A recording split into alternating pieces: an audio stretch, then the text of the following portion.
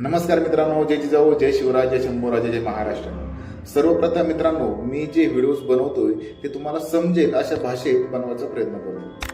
मित्रांनो, आजचा जो आपला टॉपिक आहे तो आहे की एखादा मेडिक्लेम जर आपण घेतला तर खूप साऱ्या जणांचं असं म्हणणं येतं की तो क्लेम पास होत नाही आहे, तो क्लेम पास होताना अडचणी येत आहे.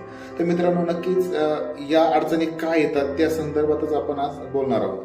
मित्रांनो, जेव्हा केव्हा आपण एखादी पॉलिसी काढतोय तर त्यावेळेस ती पॉलिसी काढताना आपण तो फॉर्म ज्यावेळेस फिलअप करतो तर त्यावेळेस त्या ठिकाणी सगळ्या गोष्टी विचारल्या जातात. जसं की तुम्हाला डायबिटीज आहे, सर्जरी झाली आहे का, ह्या सगळ्या गोष्टी त्या ठिकाणी मेन्शन करायच्या असतात. त्या ठिकाणी मेन्शन जर केल्या नाहीत तर साहजिकच तुम्ही आता तर पॉलिसी काही कमी रुपीजमध्ये, कमी किमतीमध्ये तुम्ही खरेदी कराल, पण जेव्हा केव्हा वेळ येईल ती क्लेम करण्याची तेव्हा नक्कीच या गोष्टी तुम्हाला अडचण करू शकतात.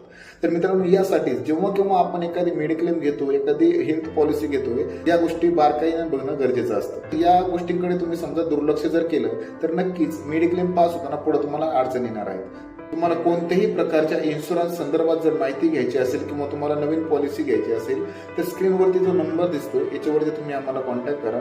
आम्ही तुम्हाला योग्य ती माहिती देऊन तुम्हाला योग्य ती पॉलिसी काढून देऊ. धन्यवाद.